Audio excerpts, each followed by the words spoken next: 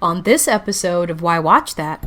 These people are not expensive, but they know what they're doing. And that way he can keep making movies. Okay? People are not expensive. I love them all. But look. You have Prime Video if you have Amazon Prime. I'm not kidding you.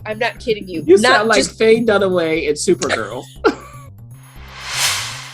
Can we stop with the agreeable people paired with disagreeable in fiction and in real life?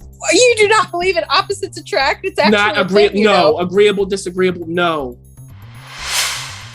But she gets the job done, right? That's what I mean. She don't fail. We don't know what she's doing in the room. She's doing something. She can speak a million languages. I know that much about her. She sure can. He has retired. We saw that last season. But who is he coaching? Why Watch That is a podcast featuring the critic and referee who go head-to-head on a quest to discover the best movies and TV shows Hollywood has to offer. Expect the unexpected from the critic. While nothing gets past the ref. We do all the work. So you don't have to. Welcome to Why Watch That.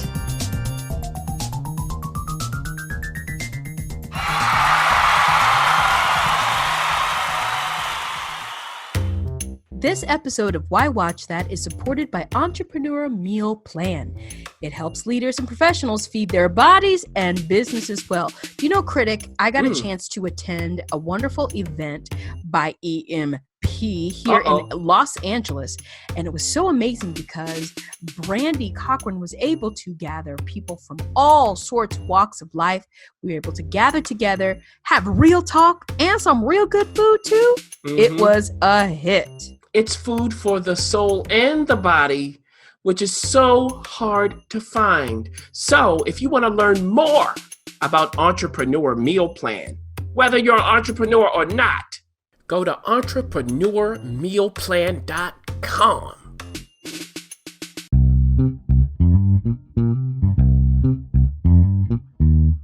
A Why Watch That sneak peek. Well, we have some sneak peeks for you all today. Now, there's a lot happening. We're sneaking around. We're peeking around. But, you know, we're excited about this one because this guy tends to titillate your reality. We'll just say that much. Titillate your reality? Yes, because I was going to say your senses, but then I thought Sixth Sense was too cheesy, so then I went with well, anyway, as you can tell, you can hint and see that we took a look at old, we meaning the critic, and this comes to us from M. Night Shyamalan. I mean, come on, he's doing Apple stuff, he's doing full-on features. He really is a force to be reckoned with. And if you're like M. Night, who is that? Especially if you're younger.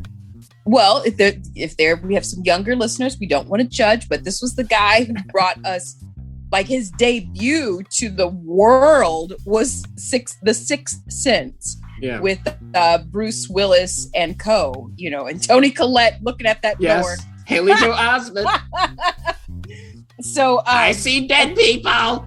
I see dead people. That's the catchphrase. Now, of course, we know M. Night isn't going to give us just this any old story. There's always a twist to it. But this cast is very interesting. It's an international cast. It's not your usual Hollywood suspects. Leading the way is Gael García Bernal. Oh my gosh, love him on Why Watch That. Beautifully said by you. I like it. Well, golly gee, thank you. We got Rufus Sewell. I know you really got Rufus. Let me tell you this movie. Oh, okay. You don't want what you gonna get. Charles. Well, anyway, I always think of Rufus. I know he's done so much more, but he really, Victoria is I just loved him there. Yes. And we also have Vicky Krieps and Alex Wolff, Thomasin McKenzie, who she's really sprouting up. The last time we talked about her on Why Watch That was this wonderful little movie that did quite well that now I forgot. Leave No Trace. Leave No Trace. Leave No Trace. And it was Ben Foster and her doing great work. So really excited to see more of her coming through. Abbey Lee, just a ton of other folks that I'm sure you're going to go into. Now, setting you all up for this. If you think you're going to get all that you think you're going to get from an M. Night Shyamalan review, this is not the place. The critic loves to dance, and he will be doing some Sammy Davis Jr. ballroom tap routine, break dancing to get around this plot. But we do know it's called Old. Yes. Why is it called Old? Lorna and Joe. Sometimes it sounds alright. That's my Sammy Davis. Now, look. I was going to say, that's not dancing. You were singing. I wanna be with you. Okay, now. Old. This is what happens. There's a nice little resort that people are flocking to. Okay? And at this resort, there's the secluded beach area. Beautiful. But it's only for special guests. So if you book a stay, you don't even know that this exists. Now, we have a family who are on vacay. Gael and Vicky play the parents. And they have two young kids. And, they're riding along. Their daughter likes to sing. She's the older of the two. Their son likes to ask people what they do for a living. Everybody he meets, hi, what's your name and what do you do? Okay. So the manager comes over to them and says, hey, we don't normally offer this, but I like you so much that I want all four of you to go to this secluded area. Only you. Don't they know they're in an M. Night Shyamalan movie? No. And there is a little boy there who lives on the premises who's befriending their son. They have the secret code language that they build together. But the boy is like, I don't have any friends. The son is like, I'm your friend. What does the boy say? Now, they are taken to this secluded area. But of course, they're at this resort with a bunch of other people. Right? So they also are there with a husband and wife played by Ken Leung and Nikki Amuka-Bird. And they have something going on. So everybody has an occupation. Everybody has something going on. Like Gael playing Guy. He is an actuary. Okay, so he could calculate the probability of something happening and all this other stuff. His wife has something going on with her that I won't give away. When it comes to Ken's character, Jaron, he's a nurse. When it comes to his wife, played by Nikki Patricia, she's a psychologist. And then there is another family. Rufus Sewell is the husband, and he's a doctor. And his wife, she's beautiful. That's the whole thing. She's all into her looks. And she is so concerned about her calcium. They're there with their young daughter and his mother. They're all at this restaurant to start. And, she's like, okay, does this really have the calcium you say it has? What's that about? So what happens is, along with Guy and Vicky's character, they end up, all of them, at the secluded area. I thought it was supposed to be only this one family. No, all of them are there. And in every family, there is a commonality. Remember, I told you that Vicky's character has something going on. That something is similar to every single group. And when they get to this secluded area, somebody's already there. We see them early on in the movie. And this someone is played by Pierre, who's in the Krypton show. He plays this rapper, and the rapper's name is Mid-Sized Sedan. Okay. Why? Why, M. Night? And he's there with his girlfriend, who goes for a swim. But how does she come back? So they're there before everybody else gets there. And the thing is, once they get there, they start to see strange things are happening. First of all, Rufus's character's mother, she's the oldest. What happens to her? Also, the girlfriend of mid-sized sedan, how does she come back? What happens when they discover her? What happens to the kids over time? What they come to discover is the title. There's something here that's making people older. Yes, the trailer. Yes, exactly. I mean, they give it right away. The question is, how does that show up? Right? How do you look? What does that mean? And how does that interact with the secrets that everybody has or the secret stuff that's going on? And why were they sent there? Was it on purpose? Was it by mistake? Can they get out? If that's possible, who gets out in the end and in what condition are they? And what happens if you are with a bunch of people you love and people you don't know, you never met before, in this situation? What's going to happen between and among people? Now, as I was watching this, M. Night Shyamalan, we know, can give you a hit it out of the park, or a huge old miss. Now, the last two movies of his I haven't seen. I haven't seen Split. I haven't seen Glass. So, the review... I saw Glass. You saw Glass, though? So, I don't know how good that was. I know Split got better reviews than what he's gotten lately.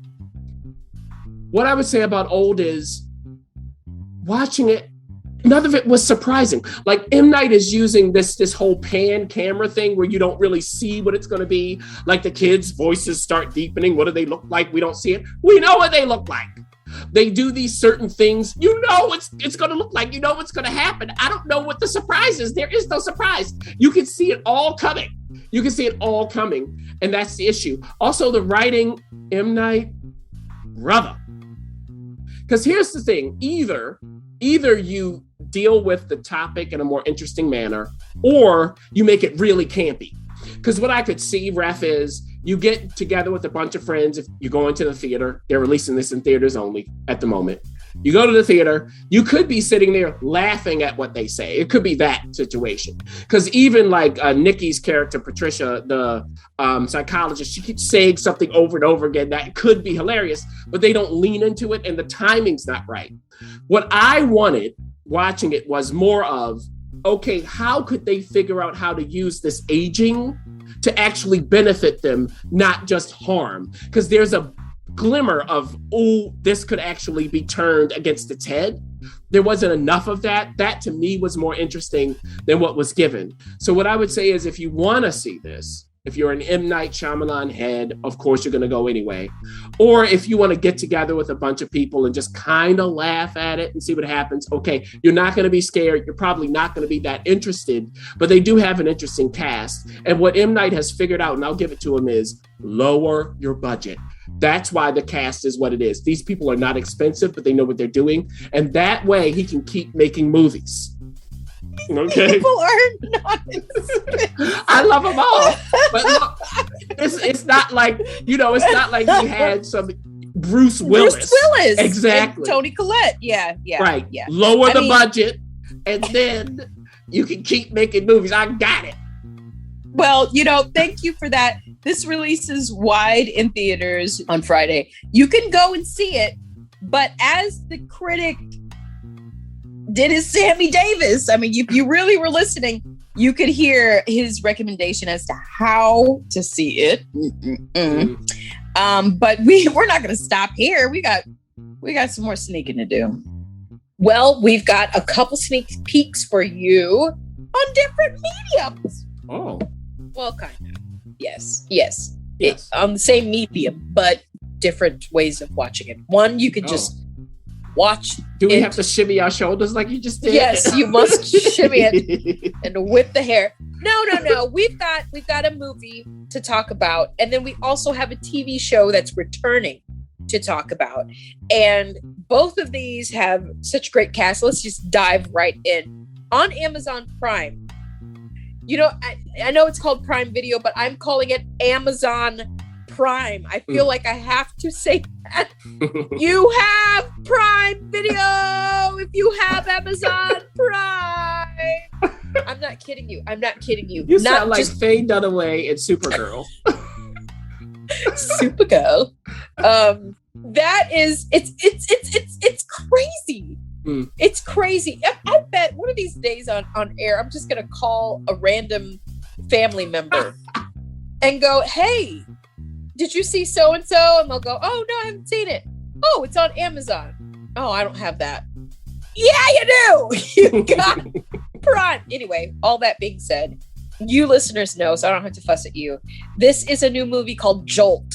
And that ironically is a verb that my when I was an English major, my short story professor I would use jolt a lot. I don't know why. Jolted. She would cross that out. She said that is such a weak verb. Well, really? Professor. Yes, jolt. It's just such a weak verb. There are other ways to describe. And I was like, okay. She had a thing with Jolt, but joke's on her. It became a movie. And this is directed by Tanya Wexler, written by Scott Washka, and Kate Beckinsale. Now, here's the thing about Kate. Kate is coming to kick your tail. Yeah. And it's so funny because I forgot how she started. Did she start? I almost want to say she started rom-com. I don't know. For some reason, Kate will kick your tail. She's like the female Liam Neeson. Mm-hmm. She will kick your tail. Yeah. She's in it along with Bobby Cannavale. I love that last name. Yes. Because why not? Laverne Cox is showing up. Susan Sarandon. Excuse me, Stanley Tucci, and other people. I skip people for a reason, but other people. This is a comedy. Now, I said that Kate's usually kicking tail, but is she kicking our funny bone tail? Well, it's an action thriller comedy. A comedic action. It's a mesh genre. Yeah. Now, Kate is playing. I don't know. Well, if you watch it, maybe you'll make heads or tails of it. Now, Kate's playing Lindy, and Lindy is a smart alecky kind of woman with a problem. She has a little secret. If she gets angry, she goes off. She sees red. More than that, she will kick everyone's butt in the vicinity. Oh, so she is kicking butt, see? Yes. So much so that someone might have to stop her. The rage. She's anger management issues. Exactly. Okay. Now, this is due to a rare neurological disorder she has. So she's had it since she was a child. What does this mean if you have it since you were a child? Are there certain people who want to, poke and prod and figure out what's going on? Now, she meets up with a psychiatrist, played by Stanley Tucci. I knew it. I was like, it's got to be Stanley Tucci because it's not Bobby. No. And he's come up with a way for her to almost wrangle the rage and not go off, because this can be, it can be inconvenient if you go off in the wrong place. What if you want to go on a date and the waitress does something you don't like? You don't want to kick her butt in front of the whole restaurant. You know what? It reminds me of Mr. In Between. You know how you always go, no, Ray, please, Ray Shoesmith. And then, but you're kind of like, go ahead, Ray. Now. So Stanley Tucci's character, the psychiatrist, essentially he has rigged her body up with a system where she can shock herself, which will calm her down. That's the jolt. So she has a little button that she presses, shocks her, helps to calm her down, or does it all the time. Oh my gosh, it does not sound sound. Now, also, while this is happening, the psychiatrist, Dr. Ivan Munchin, he's trying to get Lindy to have some control without this device. That's the ultimate goal. Can she do that? And maybe there's something going on in her past that she needs to deal with because her parents, non plus, they're gone. Were gone when she was young. Okay. Now, by the way, the narrator is Susan Sarandon. She's the voice who introduces you to all of that. Why? Okay. Why? All right. So, she has a problem. She's afraid to date. She's afraid to go out. She really is in a tough spot. But she ends up going out on a date with a unassuming man played by Jai Courtney. Now, if you know Jai Courtney, you go, okay, why is he playing a dude with glasses who's like, kind of polite and reserved and kind of lighthearted? It's Jai Courtney, who kicks butt in every film he's in. Okay. Why? So she ends up going on this date. She sees him, but she wants to bail. How does he get her to stay? And what happens during this date? Well, across time, she begins to fall in love with this man. Why? Oh, dear God, please, I hope he doesn't break her heart because that's a bad thing. Well, that's the problem. That's her. I mean, that's her problem. That's her reservation with dating. She doesn't want to be in the situation where she ends up, Now, what happens is Jai Courtney's character, Justin, winds up dead. How? Enter Bobby Cottrell. Well, so she wants to get to the bottom of this, Lindy. But there are two detectives who are investigating, played by Bobby, of course, and Laverne Cox. They're partners, yes. Okay. Yes. That's a very odd pairing, very but odd. Okay. Now, Laverne is playing the taskmaster. Bobby Cannavale's kind of the more laid back with it. Okay, Laverne's ready to shoot. So who do they suspect did this crime? Because Lindy has a record. I mean, she's kicked butt across the world. But the thing is, Lindy wants to find who did this to her man for revenge. It's time to forget the Jolt when she gets down to who did it. But who did it? What in the world was Justin up to? The more she digs into what actually happened, the stranger it gets, the deeper she gets into surprising places. And maybe there's a certain criminal aspect to all of this, a crime world that she gets into. Ooh, smells like a franchise. Well, doesn't it? And that's where I'll end. I don't want to give anything away. Now, the feel of this movie is like an alternative comic book. That's what it's like. So think, if we go to movies, think Wanted, right? Okay. Is it as cool aesthetically? No. Think Limitless. Is it as interesting? No. Think Atomic Blonde. Are the fights as exciting and sophisticated? No. Maybe think Lucy. Is it as trippy as that? No.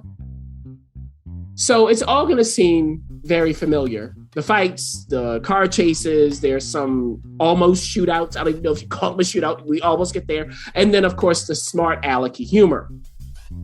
Now, with that said, look, Beckinsale has the right attitude for this. The rest of the cast, they fit just fine. But the script isn't inspired enough to make this the pure escapist entertainment that it could be. But it's perfectly fine to watch at home if you like this genre. Just don't expect anything special. Well, let's move on from that because there is something special. That's entering into season 2, much anticipated. Actually, it was probably the sleeper hit of 2020, hands down.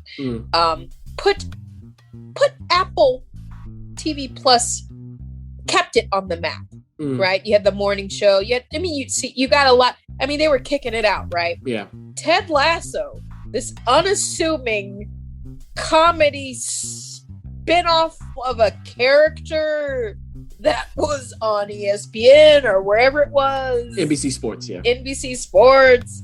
Yeah, of course, because SNL. Okay, that makes sense.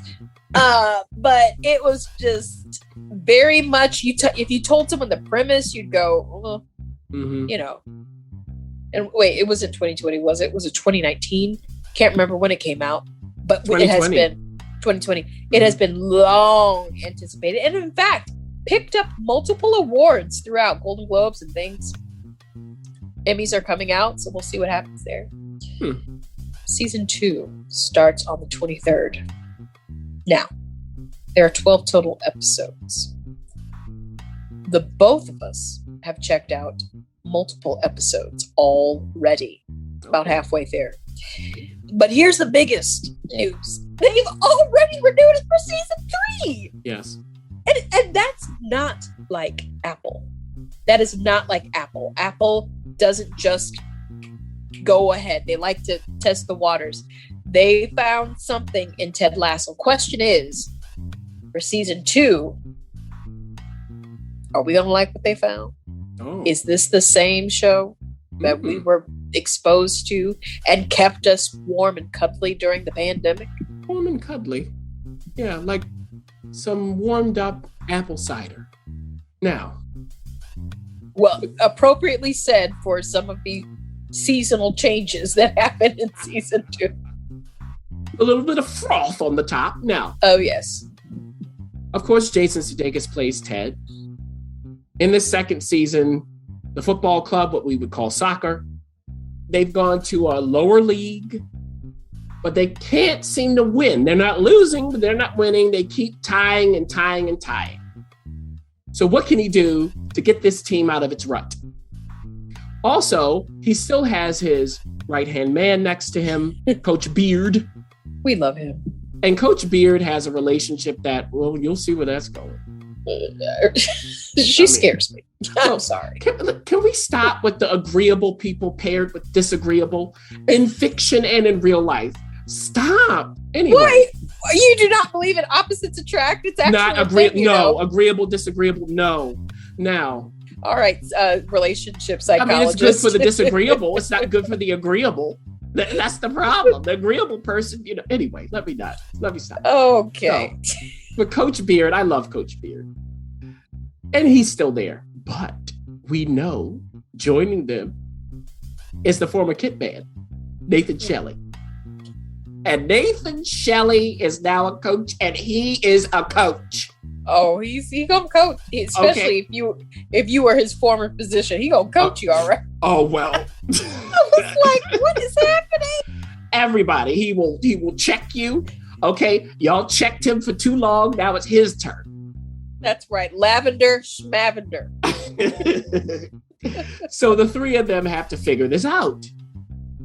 Now, what starts happening is in the very first episode, a tragedy occurs on the field. Okay.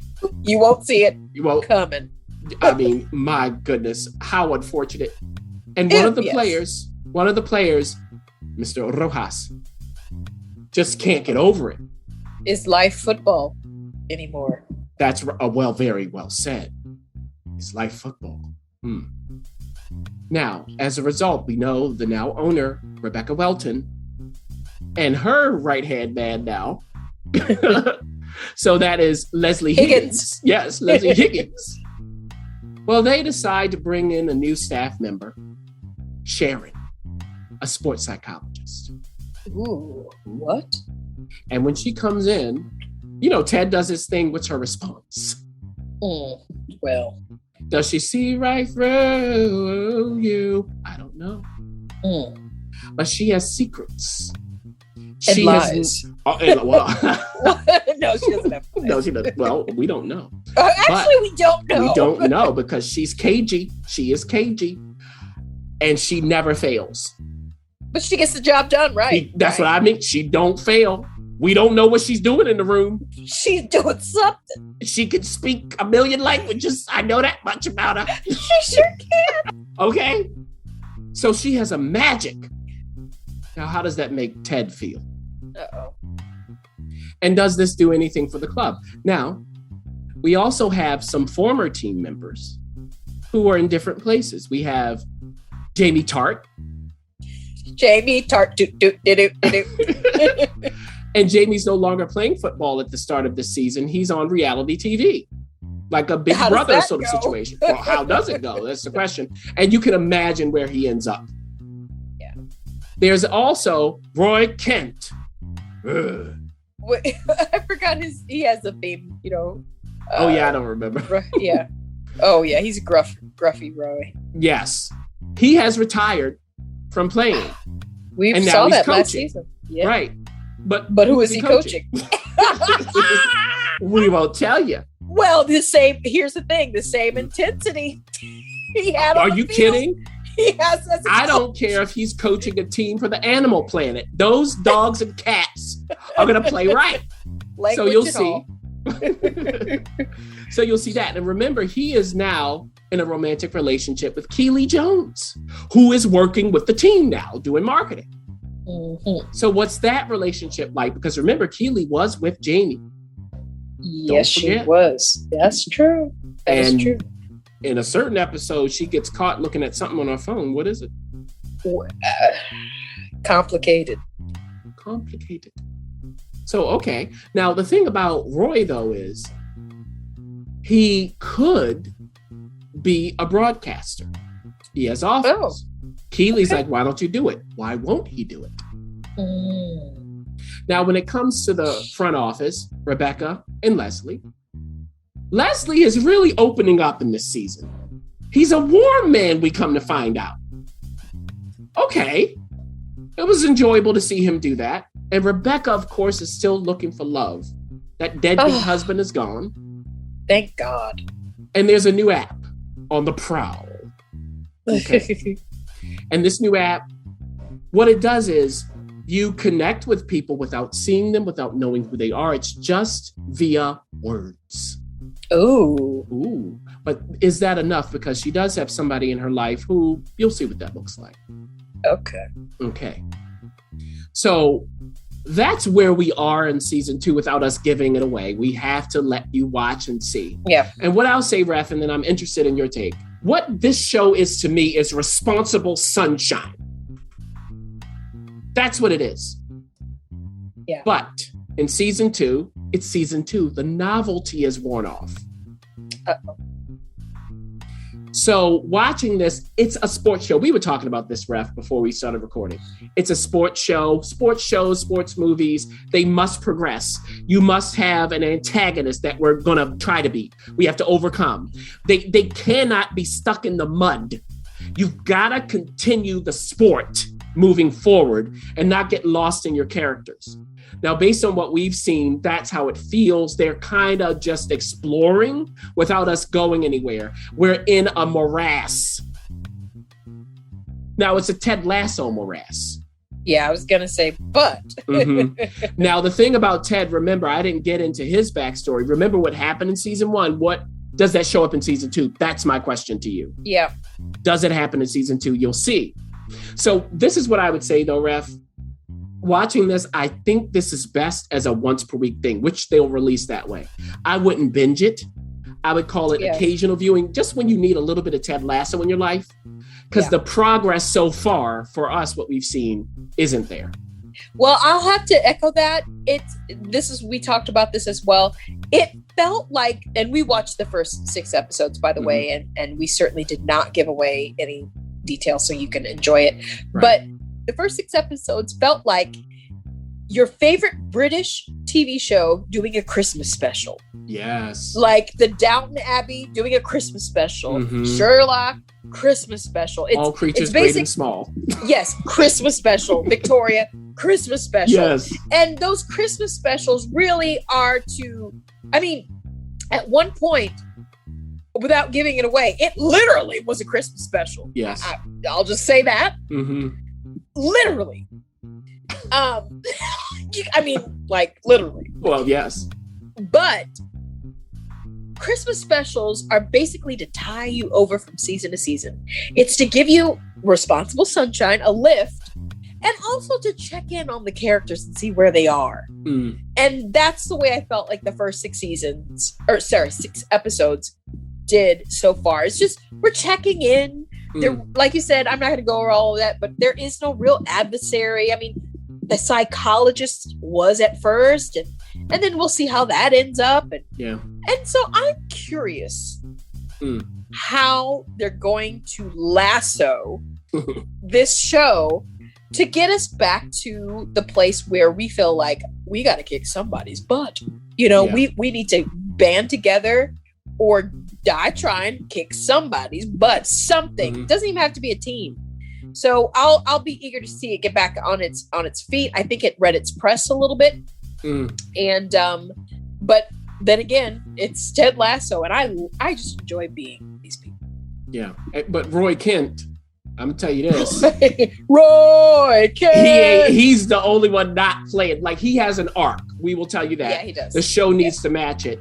And speaking of arcs, everybody, we gave you an arc in this episode of two things that who in the world would pair them together except for us? You have Jolt. Jolt. A weak verb. Okay.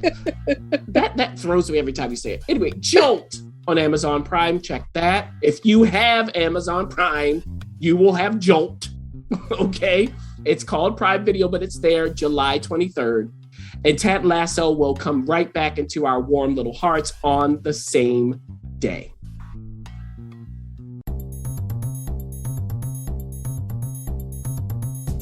Thanks for listening. For additional resources, visit whywatchthat.com. Good idea, and we'd love to hear from you. So go ahead and leave comments, feedback, and you can rate us on iTunes. We'll see you next week. See you.